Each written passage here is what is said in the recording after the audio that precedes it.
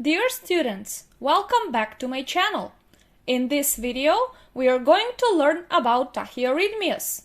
The term itself, translated in an understanding learning language, means rhythms of the heart with fast heart rate. You know that the first step when reading the ECG is determining the heart rate. Tachyarrhythmias are easily recognized by the rate itself. Whenever the heart rate exceeds 100 beats per minute, we have tachycardia. Mainly, we can divide tachycardias into narrow QRS complex tachycardia and wide QRS complex tachycardia. Narrow QRS complex tachycardias are those cardiac rhythms with a ventricular rate of more than 100 beats per minute and a QRS complex width of less than 0.12 seconds. Then wide QRS complex tachycardias are those cardiac rhythms with a rate of more than 100 beats per minute and a QRS complex width of more than 0.12 seconds. But aside from the heart rate, the source of that fast rhythm is of great importance. Now, narrow QRS complex tachycardias originate either from the SA node, from the atrial tissue itself, or from the AV node. So the term supraventricular tachycardia is generally accurate for such tachycardias. Now, wide QRS complex tachycardias can originate from the ventricles when we have ventricular tachycardia, or they can be supraventricular tachycardias but with aberrant conduction to the ventricles, or with anterograde accessory pathway conduction. Now, if we talk about tachyarrhythmias, where the source of that rhythm is a very irritable automaticity focus firing more than 150 beats per minute, according to the rate range, we can divide them into three sections: paroxysmal tachycardia, flutter, and fibrillation. Paroxysmal tachycardia has a rate range of 150 to 250 beats per minute. Then flutter has a rate range from 250 to 300 beats per minute, and fibrillation has a rate of more than 300 beats per minute. Now let's focus first on the narrow QRS complex tachycardias, or supraventricular tachycardias. First we have focal atrial tachycardia. Focal atrial tachycardia is a form of arrhythmia originating from a single ectopic automaticity focus within the atria. Since the focus is within the atria, this impulse is going to depolarize the atria, therefore we expect a P wave to be present. And since the impulse is conducted normally through the AV node, we expect the P wave to be followed by a normal narrow QRS complex, unless pre-existing bundle branch block is present or rate-related aberrant conduction due to a refractory period occurs. Then we expect widened QRS complex. Another important characteristic is that the P wave in the inferior leads is inverted. P wave inversion in the inferior leads indicates a non-sinus origin of the P waves. That is an important criteria for differentiating atrial tachycardia from sinus tachycardia. One more time, the ECG characteristics are: the heart rate is above 100 beats per minute. Then we have a different shape of the P wave than the one generated at the SA node, since the impulses are generated in a focus within the atria and not the SA node. But all of the P waves are uniformal, or we call them unifocal P waves, since only one automaticity focus fires impulses. Then PP intervals are equal, and each P wave is followed by a narrow QRS complex. Next we have paroxysmal atrial tachycardia. The rate range of paroxysmal tachycardias is 150 to 250 beats per minute. The name itself says that these fast rhythms occur episodically. In between those episodes, there are periods of normal sinus rhythms. So these fast rhythms reoccur and remit in the same patient over time. The location of this focus can be everywhere within the atria, within the junction, or within the ventricles. So once we detect this sudden tachycardia, we need to determine the location of the source too. Now, when a very irritable automaticity focus located within the atria suddenly starts to fire impulses at a rate higher than 150 beats per minute, logically, we have paroxysmal atrial tachycardia. The ECG characteristics are: the heart rate is above 150 beats per minute. We have a different shape of the P wave than the one generated at the SA node. PP intervals are equal. Each P wave is followed by a narrow QRS complex, unless aberrant conduction is present. Now, in another situation, when there are multiple active atrial foci firing impulses at the same time at a rate higher than 100 beats per minute, and none of them reaches dominance, we have multifocal atrial tachycardia. The name itself says that there are multiple foci firing at the same time.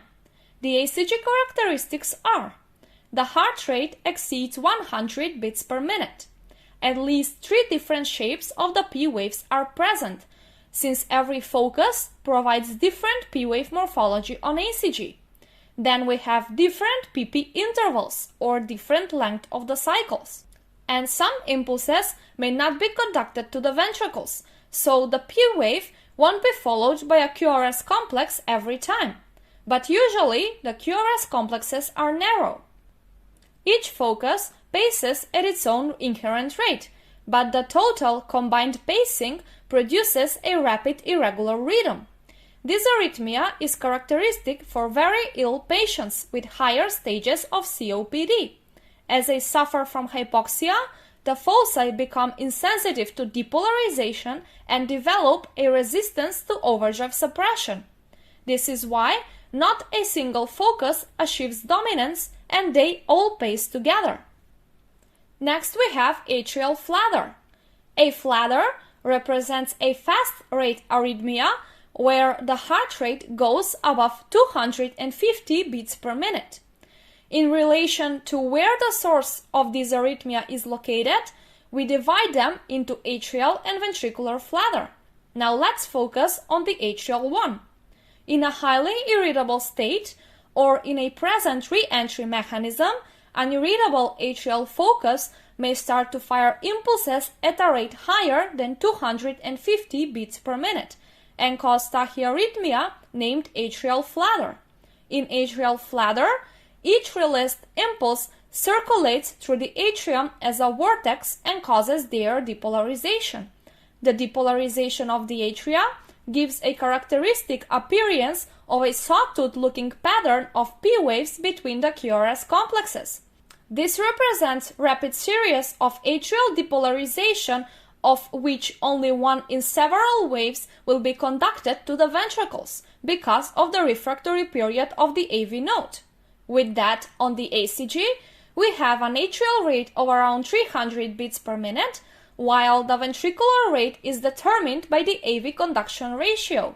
We can have 2-in-1, 3-in-1, or 4-in-1 conduction ratio. With 2-in-1 conductions, the ventricular rate will be 150 beats per minute. With 3-in-1 conductions, the ventricular rate will be 100 beats per minute. So, not recognizable P waves, sawtooth-looking baseline, narrow QRS complexes are hallmarks for atrial flutter. Next we have atrial fibrillation. Atrial fibrillation is a completely irregular rhythm. During an atrial fibrillation, many irritable atrial automaticity foci fire impulses at the same time, and none of them depolarizes the atria completely, only a tiny part from them. On ECG, this appears as hardly recognizable P waves, looking like a tiny spikes from the baseline. Also, only few depolarization waves are going to reach the AV node, causing a very irregular ventricular response. So we have irregular rhythm, no P waves, chaotic atrial spikes, absent flat baseline, and irregular ventricular response with usually normal-looking QRS complex, unless pre-existing bundle branch block is present.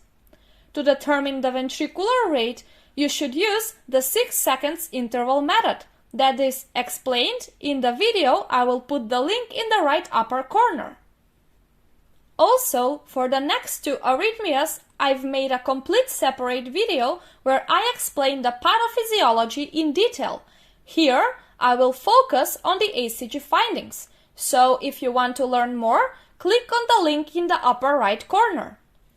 Now, atrio-ventricular nodal re-entry tachycardia represents a paroxysmal supraventricular tachycardia with a functional re-entry circuit within the AV node. So the ECG findings are fast heart rate with narrow QRS complex. If the impulse is conducted to the atria too, we have inverted P waves before or after the QRS complex, or they are buried within the QRS complex. Next, the atrio-ventricular re-entry tachycardia occurs due to a formation of a re-entry circuit between the AV node and present accessory pathway within the heart muscle. The re-entry direction can be orthodromic or antidromic. In orthodromic conduction, the impulse coming from above conducts antherogradely through the AV node, resulting in a normal direction of ventricular depolarization.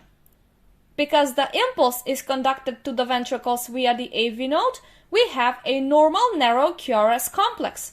So we have a narrow QRS complex tachycardia and in some cases visible inverted P waves. Now in antidromic conduction, we have a wide QRS complex tachycardia, and because of that, I will leave it for later. And lastly, when it comes to narrow QRS complex tachycardias, we have paroxysmal junctional tachycardia, when a very irritable automaticity focus located within the AV node suddenly starts to fire impulses at a rate higher than 150 beats per minute, we have paroxysmal junctional tachycardia. How is this going to be recorded on the ECG? Since the focus is in the junction, we expect the impulses to be conducted to the ventricles. Therefore, a QRS complex is expected. Sometimes, these impulses may be conducted in the retrograde fashion too, when the depolarization of the atria occurs. In that case, we can have three situations: an inverted P wave before the QRS complex, an inverted P wave after the QRS complex, or the P wave will be buried within the QRS complex. With that, we have finished the first part of this lesson, where all tachycardias with narrow QRS complexes were included. You can take a little break here and continue with this lesson, where you will learn about wide QRS complex tachycardias. Okay, as mentioned before, wide QRS complex tachycardias usually refer to ventricular tachycardia when the impulse is generated somewhere within the ventricles. Or they can be supraventricular tachycardias if the impulse from the atria is conducted to the ventricles but has an aberrant conduction due to a present right bundle branch block, left bundle branch block, or right bundle branch block with either left or right hemiblock. Also, it can be supraventricular tachycardia when the impulse from the atria reaches the ventricles via an accessory pathway, with anterograde conduction through the pathway, like in Wolff-Parkinson-White syndrome. Now let's focus only on wide QRS complex tachycardias originating within the ventricles, or simply ventricular tachycardias. When a very irritable ventricular focus suddenly starts to fire impulses at a rate higher than 100 beats per minute, we have focal ventricular tachycardia. Since the impulses originate within the ventricles, the abnormal depolarization of the ventricles will provide wide QRS complexes. Whenever you see a continuous run of giant widened QRS complexes that look the same in the same lead, it indicates a ventricular origin of the impulse. In this situation, atria pace independently, and they are led by the SA node, because the impulse from the ventricles cannot be conducted to the atria. but their depolarization cannot be seen on ECG because the P waves are buried within the QRS complexes. So, with focal atrial tachycardia, we have classic monomorphic ventricular tachycardia with wide QRS complexes. Next, we have multifocal ventricular tachycardia. The name itself says that it is a form of ventricular tachycardia in which there are multiple ventricular foci firing impulses at the same time. Since the impulses originate within the ventricles, the abnormal depolarization of the ventricles will provide wide QRS complexes. And because they are generated from more than one focus, the QRS complexes will vary in amplitude, axis, and duration. This arrhythmia is very dangerous, associated with hemodynamic instability and quick progression to ventricular fibrillation. Next, I would like to mention a specific form of ventricular tachycardia that has a characteristic morphology in which the QRS complexes twist around the isoelectric line, that is, torsade de pointe. It occurs when a case of multifocal ventricular tachycardia is present in a patient with a prolonged QT segment, that is, prolonged repolarization phase. QT prolongation may occur secondary to drug effects, such as medications blocking potassium channels, then electrolyte abnormalities, or certain medical conditions. Torsade de pointe is initiated when a premature ventricular contraction occurs during the preceding T wave, known as R on T phenomenon. These patients are at high risk to develop ventricular fibrillation. Next, we have ventricular flutter. In a ventricular flutter, a highly irritable automaticity focus within the ventricles paces at a rate higher than 250 beats per minute. On the ECG, it is presented with a characteristic appearance of QRS complexes as sine waves of similar amplitude, and there are no identifiable P waves, QRS complexes, or T waves. Ventricular flutter represents an extreme form of ventricular tachycardia that can quickly progress to a deadly arrhythmia, ventricular fibrillation. Therefore, it is an emergency call. Now, ventricular fibrillation is the most important shockable cardiac arrest rhythm. During a ventricular fibrillation, many irritable ventricular foci fire at the same time, and none of them depolarizes the ventricles completely.